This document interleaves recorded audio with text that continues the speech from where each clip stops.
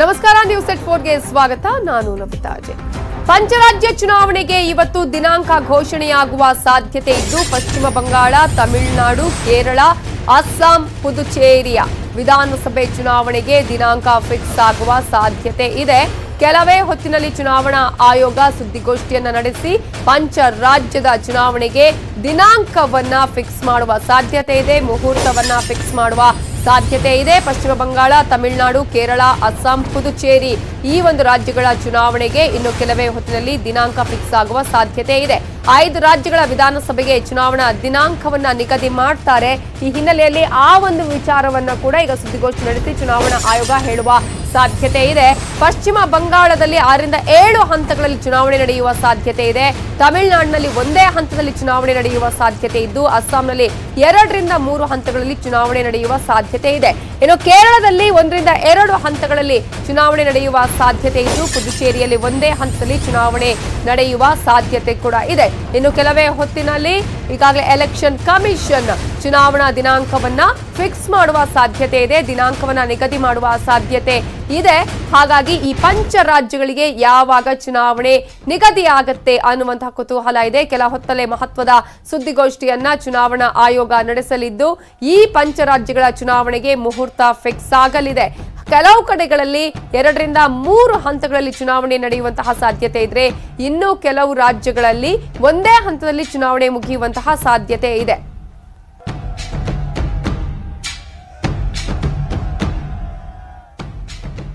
ರಾಜ್ಯದಲ್ಲಿ ಬೈ ಎಲೆಕ್ಷನ್ಗೂ ಕೂಡ ಇವತ್ತೇ ಮುಹೂರ್ತ ಫಿಕ್ಸ್ ಆಗುವ ಸಾಧ್ಯತೆ ಇದೆ ಅಂತಾನೆ ಹೇಳಲಾಗ್ತಾ ಇದೆ.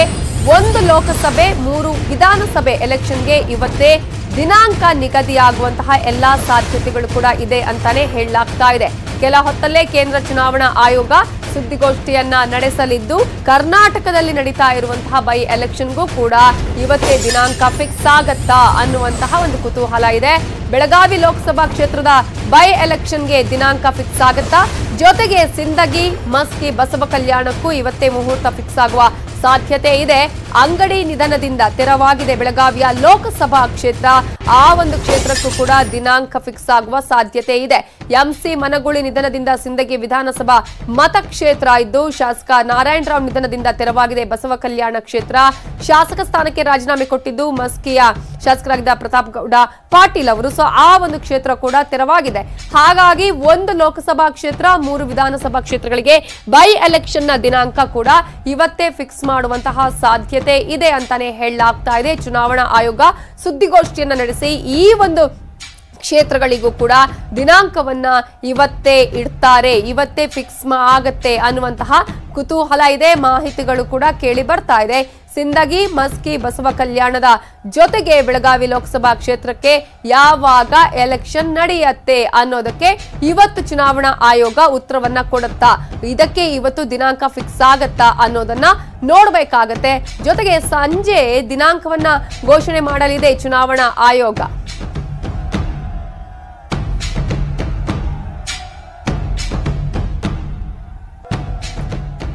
ಇವೆಲ್ಲದರ ಬಗ್ಗೆ ಡೀಟೇಲ್ಸ್ ಕೊಡೋದಕ್ಕೆ ನಮ್ಮ ಪೊಲಿಟಿಕಲ್ ಬ್ಯೂರೋ ಹೆಡ್ ಆಗಿರುವಂತಹ ಚಿದಾನಂದ ಪಟೇಲ್ ಈಗ ನೇರ ಸಂಪರ್ಕದಲ್ಲಿದ್ದಾರೆ. ಚಿದಾನಂದ ಪಟೇಲ್, ಈಗ 1 ಲೋಕಸಭಾ ಕ್ಷೇತ್ರ 3 ವಿಧಾನಸಭಾ ಕ್ಷೇತ್ರಗಳಿಗೆ ಬೈ ಎಲೆಕ್ಷನ್ ದಿನಾಂಕ ಇವತ್ತೇ ಫಿಕ್ಸ್ ಆಗುವಂತಹ ಸಾಧ್ಯತೆ ಬಹಳಷ್ಟು ಕಂಡು ಬರ್ತಾ ಇರುವಂತಹ ಹಿನ್ನೆಲೆಯಲ್ಲಿ ಯಾವ ರೀತಿಯಾಗಿ ಆಲ್ರೆಡಿ ಈಗ ಎಲ್ಲಾ ಕ್ಷೇತ್ರಗಳಲ್ಲೂ ಎಲ್ಲಾ ಪಕ್ಷಗಳು ಕೂಡ ಒಂದು ರೀತಿಯಲ್ಲಿ ಆಲ್ಮೋಸ್ಟ್ ಎಲ್ಲ ತಯಾರಿಯನ್ನ ಮಾಡಿಕೊಂಡಿದೆ ಎಲೆಕ್ಷನ್ಗೆ ಸಂಬಂಧಪಟ್ಟ ಹಾಗೆ, ಅಭ್ಯರ್ಥಿಗಳಿಗೆ ಸಂಬಂಧಪಟ್ಟ ಹಾಗೆ?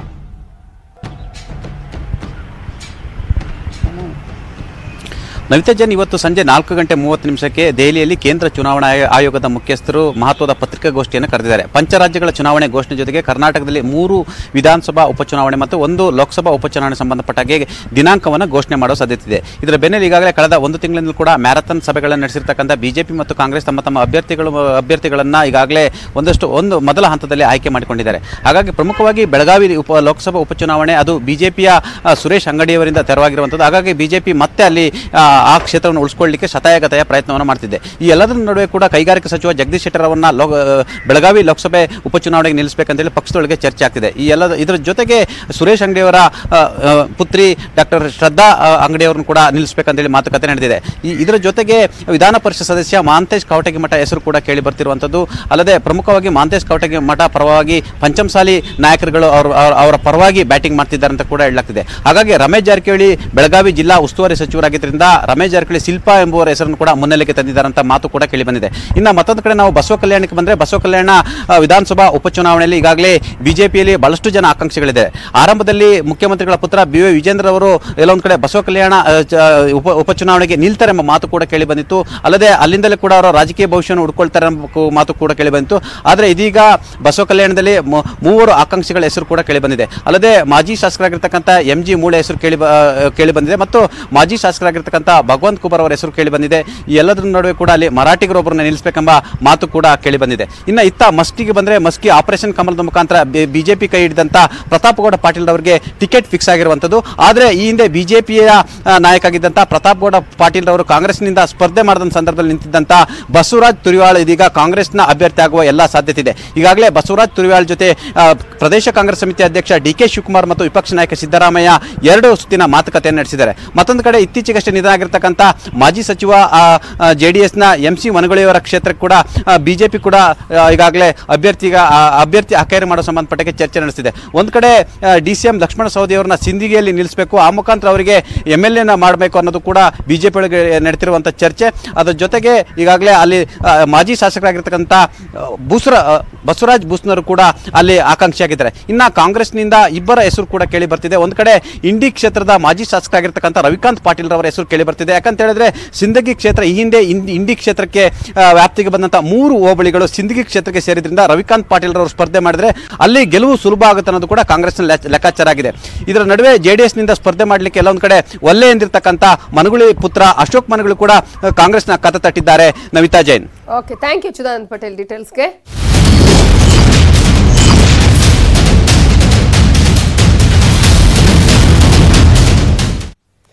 ಕಾಂಗ್ರೆಸ್ನಲ್ಲಿ ಮೈಸೂರು ಮೇಯರ್ ಚುನಾವಣೆಯ ಕಲಹ ನಿಲ್ಲುವ ಹಾಗೆ ಕಾಣಿಸ್ತಾ ಇಲ್ಲ. ಸಿದ್ದು ವಿರುದ್ಧ ಹೇಳಿಕೆಯನ್ನ ಕೊಟ್ಟಿದ್ದ ತನ್ವೀರ್ಗೆ ಡಿಕೆಶಿ ಬುಲಾವನ್ನ ಕೊಟ್ಟಿದ್ದಾರೆ. ಖುದ್ದು ಕರೆ ಮಾಡಿ ಬರಬೇಕು ಅನ್ನುವ ಸೂಚನೆಯನ್ನ ಕೊಟ್ಟಿದ್ದಾರೆ ಡಿಕೆ ಶಿವಕುಮಾರ್. ಸೋಮವಾರ ಬೆಂಗಳೂರಿನಲ್ಲಿ ಭೇಟಿಗೆ ಸೂಚನೆಯನ್ನ ನೀಡಿದ್ದಾರೆ. ಕೆಪಿಸಿಸಿ ಅಧ್ಯಕ್ಷರಾಗಿರುವಂತಹ ಡಿಕೆ ಶಿವಕುಮಾರ್ ತಮ್ಮ ನಿವಾಸಕ್ಕೆ ಬರಬೇಕು ಅನ್ನುವಂತಹ ಬುಲಾವನ್ನ ನೀಡಿದ್ದಾರೆ. ಸೊ ಈಗ ಸಾಕಷ್ಟು ಕುತೂಹಲವನ್ನ ಕೆರಳಿಸಿದೆ ಕಾಂಗ್ರೆಸ್ನ ರಾಜಕೀಯ. ಮೈಸೂರಿನ ಮೇಯರ್ ಸ್ಥಾನದ ವಿಚಾರಕ್ಕೆ ಸಂಬಂಧಪಟ್ಟ ಹಾಗೆ ಈ ಒಂದು ಮೈತ್ರಿಯ ವಿಚಾರ ಸಾಕಷ್ಟು ಗಲಾಟೆಗಳಿಗೆ, ಸಾಕಷ್ಟು ಬೆಳವಣಿಗೆಗಳಿಗೆ ಕಾಂಗ್ರೆಸ್ನಲ್ಲಿ ಕಾರಣ ಆಗ್ತಾ ಇರೋದನ್ನ ನಾವು ನೋಡ್ತಾ ಇದ್ದೀವಿ. ಏನು ಆಗಬಹುದು, ಯಾವ ಕಾರಣಕ್ಕಾಗಿ ಬುಲಾವನ್ನ ನೀಡಲಾಗಿದೆ, ಅದರಲ್ಲೂ ಕೂಡ ಒಂದು ರೀತಿ ತನ್ವೀರ್ ಸೇಠ್ ಹೇಳಿಕೆಯನ್ನ ಕೊಟ್ಟಿದ್ದು ಸಿದ್ದರಾಮಯ್ಯ ವಿರುದ್ಧ. ಇದೇ ಕಾರಣಕ್ಕಾಗಿ ಅವರನ್ನ ಈಗ ಕರೆಸಲಾಗ್ತಾ ಇದೆಯಾ? ಕೆಪಿಸಿಸಿ ಅಧ್ಯಕ್ಷರಾಗಿರುವ ಡಿಕೆ ಶಿವಕುಮಾರ್ ಅದೇ ಕಾರಣಕ್ಕಾಗಿ ಅವರನ್ನ ಕರೆಸಿ ಅವರಿಗೆ ಬುದ್ಧಿ ಮಾತುಗಳನ್ನ ಹೇಳುವ ಚಾನ್ಸಸ್ ಇದೆಯಾ ಅನ್ನೋದನ್ನ ಕೂಡ ಕಾದು ನೋಡ್ಬೇಕಾಗಿದೆ. ಆದ್ರೆ ಪ್ರಮುಖ ನಾಯಕರು, ಅದರಲ್ಲೂ ಕೂಡ ಹಿರಿಯ ನಾಯಕರು ಕೂಡ ಹೌದು ತನ್ವೀರ್ ಸೇಠ್ ಅವರು. ಸೊ ಈ ಒಂದು ಬೆಳವಣಿಗೆ ಈಗ ಕಾಂಗ್ರೆಸ್ನಲ್ಲಿ ಸಾಕಷ್ಟು ರಾಜಕೀಯ ಕುತೂಹಲಗಳಿಗೆ ಕಾರಣವಾಗಿದೆ. ಕಾಂಗ್ರೆಸ್ನ ಈ ಎಲ್ಲ ಬೆಳವಣಿಗೆಗಳು, ಸಾಕಷ್ಟು ರಾಜಕೀಯ ಚಟುವಟಿಕೆಗಳು ಏನಾಗ್ತಾ ಇದೆ ಕಾಂಗ್ರೆಸ್ನಲ್ಲಿ ಅನ್ನುವಂತಹ ಕುತೂಹಲಕ್ಕೆ ಕಾರಣ ಆಗಿದೆ. ಸಿದ್ದು ವಿರುದ್ಧ ಹೇಳಿಕೆಯನ್ನ ಕೊಟ್ಟಿದ್ರು ತನ್ವೀರ್ ಸೇಠ್ ಅವರು. ಆ ಒಂದು ಹೇಳಿಕೆಯ ಹಿನ್ನೆಲೆಯಲ್ಲೇ ಈಗ ತನ್ವೀರ್ ಸೇಠ್ ಅವರನ್ನ ಕೆಪಿಸಿಸಿ ಅಧ್ಯಕ್ಷರಾಗಿರುವ ಡಿಕೆ ಶಿವಕುಮಾರ್ ಅವರನ್ನ ಕರೆದಿದ್ದಾರೆ. ಅವರನ್ನ ಮೀಟ್ ಮಾಡೋದಕ್ಕೆ ಈಗ ಬುಲಾವನ್ನ ಕೊಟ್ಟಿದ್ದಾರೆ. ಹಾಗಾಗಿ ಈ ಎಲ್ಲಾ ಬೆಳವಣಿಗೆಗಳು ಕಾಂಗ್ರೆಸ್ನಲ್ಲಿ ಎಲ್ಲೋ ಒಂದು ಕಡೆ ಯಾವ್ಯಾವ ಬೆಳವಣಿಗೆಗಳಿಗೆ ಕಾರಣ ಆಗ್ತಾ ಇದೆ, ಬೇರೆ ಯಾವುದೋ ಒಂದು ರೀತಿಯಂತಹ ಆಂಗಲ್ಗಳನ್ನ ಪಡ್ಕೊಳ್ತಾ ಇದೆ ಅನ್ನೋದನ್ನ ತೋರಿಸ್ತಾ ಇದೆ. ಇದರ ಬಗ್ಗೆ ಡೀಟೇಲ್ಸ್ ಕೊಡೋದಕ್ಕೆ ನಮ್ಮ ರಿಪೋರ್ಟರ್ ಪುಟ್ಟಪ್ಪ ಈಗ ಫೋನ್ ಸಂಪರ್ಕದಲ್ಲಿದ್ದಾರೆ. ಪುಟ್ಟಪ್ಪ, ಈಗ ಒಂದ್ ಕಡೆ ಈಗಾಗಲೇ ಸಿದ್ದರಾಮಯ್ಯ ಅವರಿಗೆ ಈ ಒಂದು ಉಪಮೇಯರ್ ಸ್ಥಾನವನ್ನ ಪಡ್ಕೊಂಡಿದೆ, ಅಸಮಾಧಾನ ಇದೆ. ಆದ್ರೆ ಡಿಕೆ ಶಿವಕುಮಾರ್ ಹೇಳಿದ್ರು ಅದು ಏನೇ ಇದ್ರು ಕೂಡ ಅಲ್ಲಿನ ಸ್ಥಳೀಯ ಮುಖಂಡರದ್ದು ಅಂತ ಹೇಳಿ. ಬಟ್ ಆನಂತರದ ನಡೆದಂತಹ ಡೆವಲಪ್ಮೆಂಟ್ಸ್ ಗಳಿಂದಾಗಿ ಈಗ ಬೇರೆ ಬೇರೆ ರಾಜಕೀಯ ಕುತೂಹಲಗಳಿಗೆ ಕಾರಣ ಆಗಿದೆ. ಯಾವ ಕಾರಣಕ್ಕಾಗಿ ತನ್ವೀರ್ ಸೇಠ್ ಅವರಿಗೆ ಬುಲಾವನ್ನ ನೀಡಲಾಗಿದೆ? ನವಿತಾ, ಮೈಸೂರು ಕಾಂಗ್ರೆಸ್ನಲ್ಲಿ ಈಗ ರಾಜಕೀಯ ಕಲಹ ಆರಂಭವಾಗಿರುವುದು ಸ್ಪಷ್ಟವಾಗಿ ಗೊತ್ತಾಗ್ತಾ ಇದೆ. ಪ್ರಮುಖವಾಗಿ ಸಿದ್ದರಾಮಯ್ಯ ಹಾಗೂ ಡಿಕೆಶಿ ಬಣ ರಾಜಕೀಯ ಮೈಸೂರಿನಲ್ಲಿ ಆರಂಭವಾಗಿದ್ದು, ಡಿಕೆಶಿ ಬಣದಲ್ಲಿ ಶಾಸಕರಾದಂತಹ ತನ್ವೀರ್ ಸೇಠ್ ಗುರುತಿಸಿಕೊಂಡಿದ್ದು, ಸಿದ್ದರಾಮಯ್ಯ ಒಂದು ರೀತಿಯಾಗಿ ಏಕಾಂಗಿಯಾಗಿ ಮೈಸೂರಿನಲ್ಲಿ ಕಾಂಗ್ರೆಸ್ ಅನ್ನ ಮುನ್ನಡೆಸ್ತಾ ಇದ್ದಾರೆ. ಜೊತೆಗೆ ಮೈಸೂರು ಮಹಾನಗರ ಪಾಲಿಕೆ ವಿಚಾರವಾಗಿ ತನ್ನನ್ನ ಕೇಳದೆಯೇ ಪಾಲಿಕೆಯ ಮೇಯರ್ ಸ್ಥಾನವನ್ನ ಬಿಟ್ಟುಕೊಟ್ಟಿದ್ದು ಸಿದ್ದರಾಮಯ್ಯ ಅವರ ಕೆಂಗಣ್ಣಿಗೆ ಗುರಿಯಾಗಿದ್ದಾರೆ. ಈ ಎಲ್ಲ ಬೆಳವಣಿಗೆಗಳ ಹಿನ್ನೆಲೆಯಲ್ಲಿ ಡಿಕೆಶಿ ಅವರು ಸ್ವತಃ ತನ್ವೀರ್ ಸೇಠ್ಗೆ ಕರೆ ಮಾಡಿ ನೀವು ನನ್ನನ್ನ ಭೇಟಿ ಮಾಡಬೇಕು, ಮೈಸೂರು ಪಾಲಿಕೆಯಲ್ಲಿ ನಡೆದಂತ ಎಲ್ಲಾ ಮಾಹಿತಿಯನ್ನ ವರದಿಯನ್ನ ಕೊಡಬೇಕು ಅನ್ನೋ ಒಂದು ಸೂಚನೆಯನ್ನ ಕೊಟ್ಟಿದ್ದಾರೆ. ನಾಳೆ ಮಂಗಳೂರಿನಲ್ಲಿ ಕಾಂಗ್ರೆಸ್ನ ಕಾರ್ಯಕ್ರಮ ಇದೆ, ಹಾಗಾಗಿ ಸೋಮವಾರ ಬಂದು ಕೆಪಿಸಿಸಿ ಕಚೇರಿ ಅಥವಾ ತನ್ನ ಮನೆಯಲ್ಲಿ ಭೇಟಿ ಮಾಡಬೇಕು ಅನ್ನೋ ಒಂದು ಸೂಚನೆಯನ್ನ ಕೊಟ್ಟಿದ್ದಾರೆ. ಈ ಬಗ್ಗೆ ಸ್ಪಷ್ಟನೆಯನ್ನು ನೀಡಿರುವಂತಹ ತನ್ವೀರ್ ಸೇಠ್ ಅವರು ನಾನು ಸೋಮವಾರ ಡಿಕೆಶಿ ಅವರನ್ನ ಭೇಟಿ ಮಾಡಿ ಮಾಹಿತಿಯನ್ನ ಕೊಡ್ತೀನಿ ಅನ್ನೋ ಮಾತನ್ನ ಹೇಳಿದ್ದಾರೆ. ಅದರ ಜೊತೆನಲ್ಲಿ ಅವರಿಗೆ ನೋಟಿಸ್ ಕೊಡ್ಬೇಕಾ ಬೇಡವಾ ಅನ್ನೋ ವಿಚಾರವಾಗಿ ಸಾಕಷ್ಟು ಗೊಂದಲ ಇರೋದ್ರಿಂದ ಸಿದ್ದರಾಮಯ್ಯನವರ ಸೂಚನೆ ಮೇರೆಗೆ ಏನಾದ್ರು ಡಿಕೆಶಿ ಅವರು ಅವ್ರಿಗೆ ಸ್ಪಷ್ಟನೆ ಕೇಳಿ ಒಂದು ನೋಟಿಸ್ ಅನ್ನ ಕೊಟ್ರೆ ಆ ನೋಟಿಸ್ಗೆ ತನ್ವೀರ್ ಅವರು ಯಾವ ರೀತಿ ಉತ್ತರವನ್ನ ಕೊಡ್ತಾರೆ ಅನ್ನೋದು ಸಹ ಇದೀಗ ಕುತೂಹಲಕ್ಕೆ ಕಾರಣವಾಗಿದೆ. ಇವೆಲ್ಲದರ ನಡುವೆ ಮೈಸೂರು ಪಾಲಿಕೆಯಲ್ಲಿರುವಂತಹ ಕಾಂಗ್ರೆಸ್ ಪಾಲಿಕೆ ಸದಸ್ಯರು ಇವತ್ತು ಸಂಜೆ 5 ಗಂಟೆಗೆ ತುರ್ತು ಸುದ್ದಿಗೋಷ್ಠಿಯನ್ನ ಕರೆದಿದ್ದಾರೆ. ಅವರೆಲ್ಲರೂ ಸಹ ಸಿದ್ದರಾಮಯ್ಯ ಬಣದಲ್ಲಿ ಗುರುತಿಸಿಕೊಂಡಿರುವಂತರು. ಅವತ್ತು ಏನಾಯ್ತು, ಹೌಸ್ ಒಳಗಡೆ ಕೌನ್ಸಿಲ್ ಸಭಾಂಗಣದಲ್ಲಿ ತನ್ವೀರ್ ಅವರು ಯಾವ ರೀತಿಯಾದಂತಹ ಒಂದು ಸೂಚನೆಯನ್ನ ಕೊಟ್ಟರು ಅನ್ನೋದ್ರ ಬಗ್ಗೆ ಅವರು ಸ್ಪಷ್ಟನೆಯನ್ನು ಸಹ ನೀಡಲಿದ್ದಾರೆ. Navita, okay, thank you Puttappa ಡೀಟೇಲ್ಸ್ಗೆ. ಮೈಸೂರು ಪಾಲಿಕೆ ಮಾದರಿಯಲ್ಲೇ ಮುಂದಿನ ಫಲಿತಾಂಶ. ಮತ್ತೆ ಸಮ್ಮಿಶ್ರ ಸರ್ಕಾರದ ಬಗ್ಗೆ ಮಾತಾಡಿದ್ದಾರೆ ಎಚ್.ಡಿ. ರೇವಣ್ಣ. ಮುಂದಿನ ಚುನಾವಣೆಯಲ್ಲಿ ಮ್ಯಾಜಿಕ್ ಆಗತ್ತೆ ಅಂತ ಹೇಳಿದ್ದಾರೆ ದಳಪತಿಗಳು. ಮೈಸೂರು ಪಾಲಿಕೆಯ ಮಾದರಿಯಲ್ಲೇ ಮುಂದಿನ ಚುನಾವಣಾ ಫಲಿತಾಂಶ. ಸಮ್ಮಿಶ್ರ ಸರ್ಕಾರದ ಬಗ್ಗೆ ಮಾತನಾಡಿದ್ದಾರೆ ಎಚ್.ಡಿ. ರೇವಣ್ಣ. ಮಂಡ್ಯ ಜಿಲ್ಲೆಯ ಪಾಂಡವಪುರದ ಜೆಡಿಎಸ್ ಕಾರ್ಯಕ್ರಮದಲ್ಲಿ ಈ ಒಂದು ವಿಚಾರವನ್ನ ಹೇಳಿದ್ದಾರೆ. ಈ ವಿಚಾರವನ್ನ ಅವರು ಮಾತನಾಡಿದ್ದಾರೆ. ಈಗಾಗಲೇ ಜೆಡಿಎಸ್ ಪಾಲಾಗಿದೆ ಮೈಸೂರು ಮಹಾನಗರ ಪಾಲಿಕೆ. ಅದೇ ರೀತಿಯಲ್ಲೂ ಮುಂದಿನ ಎಲ್ಲಾ ಚುನಾವಣೆಗಳಲ್ಲೂ ಇದೇ ತರ ಆಗುತ್ತೆ, ಸಮ್ಮಿಶ್ರ ಸರ್ಕಾರ ನಡೆಯುತ್ತೆ ಅನ್ನುವಂತಹ ಮಾತನ್ನ ಹೇಳಿದ್ದು ಎಚ್.ಡಿ. ರೇವಣ್ಣ. ಯಾವ ಇವತ್ತು ನೈತಿಕತೆ ಇದೆ ಕಾಂಗ್ರೆಸ್ ಹೇಳ್ಬೇಕು, ನಾವ್ಯಾರು ಕಾಂಗ್ರೆಸ್ ತೆಗಿಬೇಕಾಗಿಲ್ಲ, ಬಿಜೆಪಿ ತೆಗಿಬೇಕಾಗಿಲ್ಲ. ಮಾದೇಗೌಡರು ಮಾದೇಗೌಡರು ಹೆಂಗಾಗಿದೆ ಅದೇ ರೀತಿ ರಾಜ್ಯದ 2023ಕ್ಕೆ ಅಚ್ಚರಿಯಾದಂತಹ ಫಲಿತಾಂಶ ಕೊಡುತ್ತೆ. ಚನ್ನಪಟ್ಟಣದಲ್ಲಿ ಮಾಜಿ CM HDK versus CP Yogeshwar. ಈಗಾಗಲೇ ಯೋಗೇಶ್ವರ್ ವಿರುದ್ಧ ಮಾಜಿ ಸಿಎಂ ಎಚ್ಡಿಕೆ ಕಿಡಿಯನ್ನ ಕಾರಿದ್ದಾರೆ. ನನ್ನ ಮುಂದೆ ನೀನಿನ್ನು ಬಚ್ಚ ಅಂತ ಹೇಳಿ ವಾಗ್ದಾಳಿಯನ್ನ ಮಾಡಿದ್ದಾರೆ ಸಿಪಿ ಯೋಗೇಶ್ವರ್ ವಿರುದ್ಧ ಮಾಜಿ ಸಿಎಂ ಎಚ್.ಡಿ. ಕುಮಾರಸ್ವಾಮಿ. ಚನ್ನಪಟ್ಟಣದಲ್ಲಿ ಈಗ ಸಾಕಷ್ಟು ಬೆಳವಣಿಗೆಗಳು ಕೂಡ ಅಲ್ಲಿ ನಡೀತಾ ಇದೆ. ಚನ್ನಪಟ್ಟಣದ ರಾಜಕೀಯವನ್ನ ನಾವು ನೋಡಿದ್ರೆ ಒಂದ್ ಕಡೆ ಡಿಕೆಶಿ, ಇನ್ನೊಂದ್ ಕಡೆ ಈಗ ಎಚ್.ಡಿ. ಕುಮಾರಸ್ವಾಮಿ ಅವರು ಸಿಪಿ ಯೋಗೇಶ್ವರ್ ವಿರುದ್ಧ ಕಿಡಿಕಾಡ್ತಾ ಇರುವಂತದ್ದು. ನನ್ನ ಬಗ್ಗೆ ಏಕವಚನದಲ್ಲಿ ಮಾತಾಡಬೇಡ, ನಿನಗಿಂತಲೂ ಚೆನ್ನಾಗಿ ನಂಗೆ ಮಾತನಾಡೋದಕ್ಕೆ ಬರುತ್ತೆ, ಸಚಿವ ಆಗಿದೆಯಾ, ನಿನ್ನ ಕೆಲಸ ಮಾಡ್ಕೊಂಡು ಹೋಗು ಅಂತ ಹೇಳಿದ್ದಾರೆ ಎಚ್.ಡಿ. ಕುಮಾರಸ್ವಾಮಿ. ಕರ್ನಾಟಕದಲ್ಲಿ ಬಿಜೆಪಿಗೆ ಲೈಫ್ ಕೊಟ್ಟಿದ್ದು ನಾನೇ. 2006ರಲ್ಲಿ ಎಲ್ಲ ಮಂಗನ ತರ ಹಾರೋದಕ್ಕೆ ರೆಡಿಯಾಗಿದ್ರು, ಆವತ್ತು ಬಿಜೆಪಿಯನ್ನ ಉಳಿಸಿದ್ದು ನಾನೇ ಅನ್ನುವಂತಹ ಮಾತನ್ನ ಕೂಡ ಇದೇ ಸಂದರ್ಭದಲ್ಲಿ ಹೇಳಿದ್ದಾರೆ ಮಾಜಿ ಸಿಎಂ ಎಚ್.ಡಿ. ಕುಮಾರಸ್ವಾಮಿ. ಆಮೇಲೆ ಬಿಜೆಪಿ ಪಕ್ಷ ಮನ್ಸು ಮಾಡ್ಬಿಟ್ರೆ ಏನೋ ಮಾಡ್ತೀವಿ ಅಂತ ನಾನು ಕಾಣದೇ ಇರೋ ಬಿಜೆಪಿನ ಕರ್ನಾಟಕದಲ್ಲಿ ಬಿಜೆಪಿ ಲೈಫ್ ಕೊಟ್ಟಾನೆ ನಾನು. ಬಿಜೆಪಿ ಪಕ್ಷಕ್ಕೆ ಎಲ್ಲ ಎಲ್ಲೆಲ್ಲಿದ್ರು ಅನ್ನೋದು ಗೊತ್ತು. 2006ರಲ್ಲಿ ಎಲ್ಲ ಮಂಗನ ಥರ ಹೋಗಕ್ಕೆ ರೆಡಿಯಾಗಿದ್ರು. ಅವತ್ತು ಉಳಿಸ್ಕೊಟ್ಟೆ ಅವ್ರನ್ನ. ಬಿಜೆಪಿ ಪಕ್ಷ 79ರಲ್ಲಿ ಏನು ಸೀಟ್ ಇತ್ತು, ಯಾರ್ಯಾರು ಎಲ್ಲ ಕೈ ಹಾಕಿದ್ರು ಗೊತ್ತು. ಇದೇ ಯಡಿಯೂರಪ್ಪನವರು ನನ್ನ ಹತ್ರ ಬಂದು ಅರ್ಜಿ ಹಾಕೊಂಡ್ಬಂದವರು, ಒಂದು ಮಂತ್ರಿ ಮಾಡಿ ಬರ್ತೀನಿ ರಾಜೀನಾಮೆ ಕೊಟ್ಟು ಬಿಜೆಪಿಗೆ ಅಂತೇಳಿ. ನನ್ನ ಬಗ್ಗೆ ಲಘುವ ಮಂತ್ರಿ ಆಗಿದೆಯಾ, ಆ ಜವಾಬ್ದಾರಿಯುತವಾಗಿ ನಡ್ಕೊಳ್ಳೋದು ಕಲ್ತ್ಗ. ನಿನ್ನ 10ರಷ್ಟು ಮಾತಾಡಕ್ಕೆ ಬಲ್ಲೆ ನಾನು ಏಕವಚನದಲ್ಲಿ. ನೀನು ಇನ್ನು ನೆನ್ನೆ ಬಂದಿರೋ ಬಚ್ಚ, ಮೊನ್ನೆ ಬಂದಿರೋ ಬಚ್ಚ ನೀನು. ನಮಗೆ ಸ್ವಲ್ಪ ಅನುಭವ ಇದೆ. ಚನ್ನಪಟ್ಟಣ ಕ್ಷೇತ್ರ ಏನು ಅಂತಕ್ಕಂಥ ನಿನಗಿಂತ ಹೆಚ್ಚಿನ ಪರಿಚಯ ನನಗಿದೆ.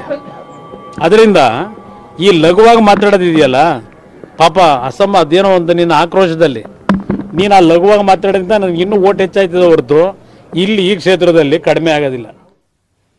ಸಚಿವರ ಕಾಲಿಗೆ ಶೂ ಅನ್ನ ತೊಡಿಸಿದ್ದಾರೆ ಕಾರ್ಮಿಕರು. ರಾಯಚೂರಿನ ಹಟ್ಟಿ ಚಿನ್ನದ ಗಣಿಯಲ್ಲಿ ಘಟನೆ ನಡೆದಿದೆ. ಹಟ್ಟಿ ಚಿನ್ನದ ಗಣಿಗೆ ಭೇಟಿಯನ್ನ ಕೊಟ್ಟಿದ್ದಂತಹ ವೇಳೆ ಈ ಒಂದು ಘಟನೆ ನಡೆದಿದ್ದು, ಸಚಿವರು ಗಣಿಯೊಳಗೆ ಹೋಗಿದ್ರು. ಆ ಸಂದರ್ಭದಲ್ಲಿ ಸಚಿವ ನಿರಾಣಿಗೆ ಸುರಕ್ಷತಾ ಸಾಧನವನ್ನ ಸಿಬ್ಬಂದಿ ತೋರಿಸಿದ್ದಾರೆ. ಸಚಿವರ ಕಾಲಿಗೆ ಕಾರ್ಮಿಕರು ಶೂವನ್ನ ತೊಡಿಸಿರುವಂತಹ ಘಟನೆ ನಡೆದಿದೆ. ಕಾರ್ಮಿಕರ ಶೂವನ್ನ ತೊಡಿಸಿದ್ದಾರೆ. ಆ ಸಂದರ್ಭದಲ್ಲಿ ಆ ದೃಶ್ಯಗಳನ್ನು ಕೂಡ ನೀವು ನೋಡ್ತಾ ಇದ್ದೀರಾ. ಹಟ್ಟಿ ಚಿನ್ನದ ಗಣಿಯಲ್ಲಿ ನಡೆದಿರುವಂತಹ ಘಟನೆ. ಸಚಿವರ ಕಾಲಿಗೆ ಕಾರ್ಮಿಕರು ಅಲ್ಲಿ ಶೂವನ್ನ ತೊಡಿಸಿದ್ದಾರೆ.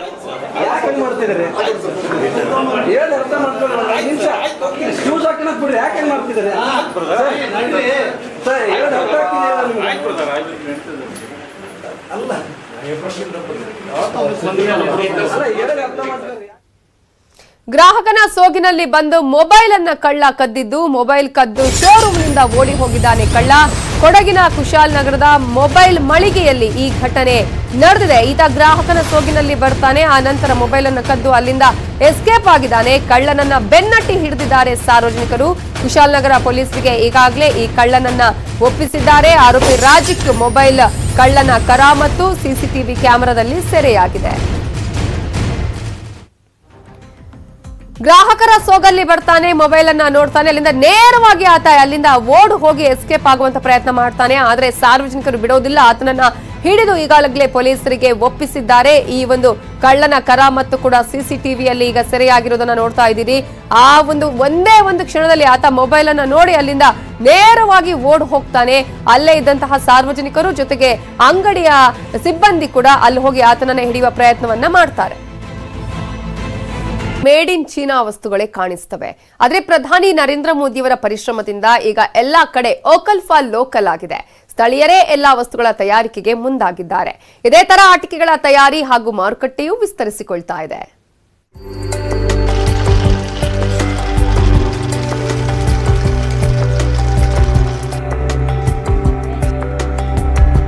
ರಾಮನಗರ ಜಿಲ್ಲೆ ಚನ್ನಪಟ್ಟಣ ಅಂದ್ರೆ ಗೊಂಬೆಗಳಿಗೆ ಫೇಮಸ್. ವಿದೇಶದಲ್ಲೂ ಇಲ್ಲಿನ ಗೊಂಬೆಗಳಿಗೆ ಭಾರಿ ಬೇಡಿಕೆ ಇದೆ. ಚನ್ನಪಟ್ಟಣದಲ್ಲಿ ಸುಮಾರು 500ಕ್ಕೂ ಹೆಚ್ಚು ಬೊಂಬೆ ತಯಾರಿಕಾ ಘಟಕಗಳಿವೆ. 1,000ಕ್ಕೂ ಹೆಚ್ಚು ಜನ ಗೊಂಬೆ ತಯಾರಿಕೆಯಿಂದ ಜೀವನವನ್ನ ಕಂಡುಕೊಂಡಿದ್ದಾರೆ. ಇವರೆಲ್ಲರ ಬದುಕು ಈಗ ಮತ್ತಷ್ಟು ಸುಧಾರಿಸ್ತಾ ಇದೆ. ಇದಕ್ಕೆ ಕಾರಣ ಪ್ರಧಾನಿ ಮೋದಿ ನೇತೃತ್ವದ ಕೇಂದ್ರ ಸರ್ಕಾರ ವೋಕಲ್ ಫಾರ್ ಲೋಕಲ್ ಅಂದ್ರೆ ಕರಕುಶಲಕರ್ಮಿಗಳ ಉತ್ಪನ್ನಗಳನ್ನ ಮಾರಾಟ ಮಾಡಲಿಕ್ಕೆ ಆನ್ಲೈನ್ ವ್ಯವಸ್ಥೆಯನ್ನ ಮಾಡಲಾಗಿದೆ. ಗೊಂಬೆಗಳ ತಯಾರಿಕೆ ಹಾಗೂ ಮಾರಾಟಕ್ಕೆ ಹೆಚ್ಚಿನ ಆದ್ಯತೆಯನ್ನ ನೀಡಲಾಗ್ತಾ ಇದೆ.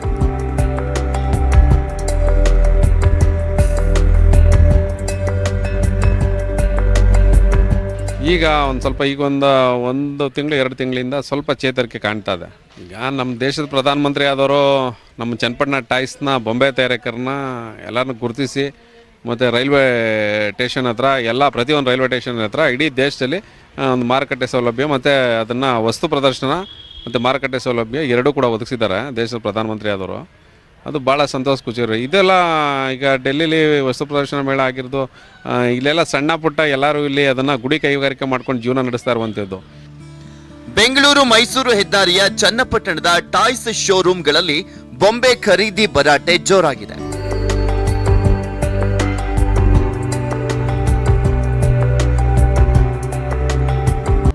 ಈಗ ಗೊಂಬೆ ತಯಾರಕರ ಬದುಕು ಸ್ವಲ್ಪ ಸುಧಾರಿಸ್ತಾ ಇದೆ.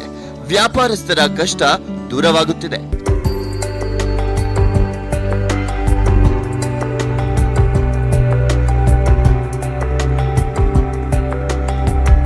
Eighty Venkatesh, news 18 Kannada, Ramanagara. ಪ್ರಧಾನಿ ಮೋದಿ ಅವರ ಆತ್ಮನಿರ್ಭರ ಭಾರತದ ಆಹ್ವಾನ ದೇಶದ ಅರ್ಥವ್ಯವಸ್ಥೆಯನ್ನ ಒಂದು ಪ್ರಮುಖ ಘಟ್ಟಕ್ಕೆ ತೆಗೆದುಕೊಂಡು ಬಂದಿದೆ.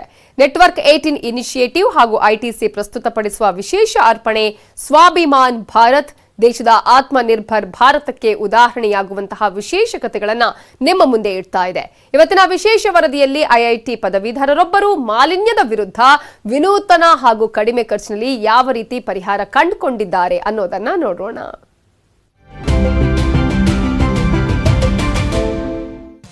While he was studying at IIT Delhi, Pratik decided to find a solution for his mother's ailment.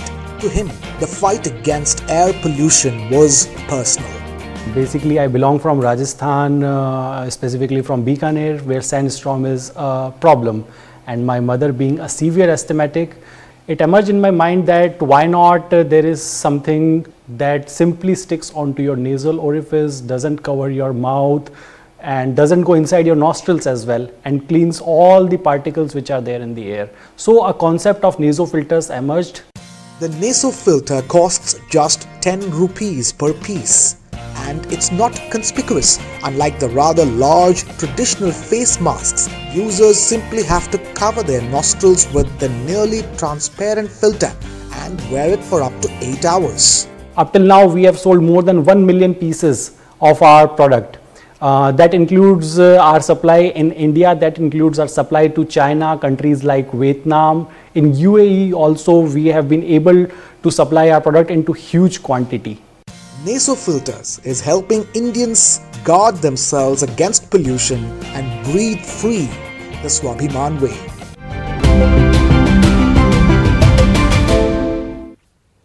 ಇವನು ಯಂಗ್ ಜೀನಿಯಸ್. ಪ್ರತಿ ತಿಂಗಳು 40 ಒಲಿಂಪಿಯಾಡ್ಗಳಲ್ಲಿ ಭಾಗವಹಿಸುವ ಈ ಬಾಲಕ ದೊಡ್ಡೋರಿಗೂ ಸವಾಲಾಗಿದ್ದು ಹೀಗೆ. ಇವನು ಯಂಗ್ ಜೀನಿಯಸ್. ಪ್ರತಿ ತಿಂಗಳು 40 ಒಲಿಂಪಿಯಾಡ್ಗಳಲ್ಲಿ ಭಾಗವಹಿಸುವಂತ ಈ ಬಾಲಕ ದೊಡ್ಡೋರಿಗೂ ಸವಾಲಾಗಿದ್ದಾನೆ. ಹಾಯ್, ನಾನ್ ಸಿದ್ಧಾರ್ಥ್ ಕುಮಾರ್ ಗೋಪಾಲ್. ಇವನು ಯಂಗ್ ಜೀನಿಯಸ್.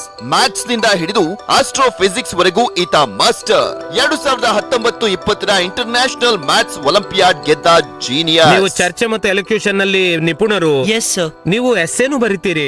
S sir. ಪಿಯಾನೋನು ಬಾರಿಸ್ತೀರಿ. Yes sir. ಇಂಟರ್ನ್ಯಾಷನಲ್ ಆಸ್ಟ್ರೋನಮಿ ಮತ್ತು ಆಸ್ಟ್ರೋಫಿಸಿಕ್ಸ್ ಒಲಿಂಪಿಯಾಡ್ ನಲ್ಲಿ ಗೋಲ್ಡ್ ಆನರ್ ಇವನದ್ದಾಗಿದೆ. ಇವನು ಯಂಗ್ ಜೀನಿಯಸ್. ಇವನ ಮೆದುಳು ಜ್ಞಾನದ ಭಂಡಾರ.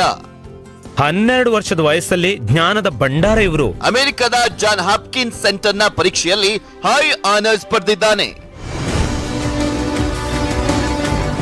ನೆಟ್ವರ್ಕ್ 8ನ ಅದ್ಭುತ ಶೋನಲ್ಲಿ ಅಪ್ರತಿಮ ಮೇಧಾವಿ ತಿರುವನಂತಪುರದ 12 ವರ್ಷದ ಸಿದ್ಧಾರ್ಥ್ ಕುಮಾರ್ ಗೋಪಾಲ್. ಇಷ್ಟರವರೆಗೆ ಎಷ್ಟು ಎಕ್ಸಾಮ್ಸ್ ಬರ್ದಿದ್ದೀರಿ? ನಾನು 80ರಿಂದ 90 ಪರೀಕ್ಷೆಗಳನ್ನು ಬರೆದಿದ್ದೀನಿ. ದಿಸ್ ಇಯರ್ 1ನೇ ತರಗತಿಯಿಂದಲೇ ಸೈನ್ಸ್, ಮ್ಯಾಥ್ಸ್, ಜಿಕೆ ಮತ್ತು ಸೈಬರ್ ಒಲಿಂಪಿಯಾಡ್ ಗಳನ್ನ ಕ್ರ್ಯಾಕ್ ಮಾಡುವಲ್ಲಿ ಈತ ಎತ್ತಿದ ಕೈ. 2020ರಲ್ಲಿ ಪ್ರಧಾನಮಂತ್ರಿ ರಾಷ್ಟ್ರೀಯ ಬಾಲಶಕ್ತಿ ಪುರಸ್ಕಾರ ಮತ್ತು ಗಣತಂತ್ರ ದಿನದ ಪರೇಡ್ ನಲ್ಲಿ ಭಾಗಿಯಾಗುವಂತ ಅವಕಾಶ ಇವನ ಪಾಲಾಗಿದೆ. ಬರ್ತಿದ್ದಾನೆ ಈ ಯಂಗ್ ಜೀನಿಯಸ್ ಶನಿವಾರ ರಾತ್ರಿ 8 ಗಂಟೆಗೆ. ಉಳಿದ ಅಪ್ಡೇಟ್ಸ್ ಬ್ರೇಕ್ ಆದ್ಮೇಲೆ.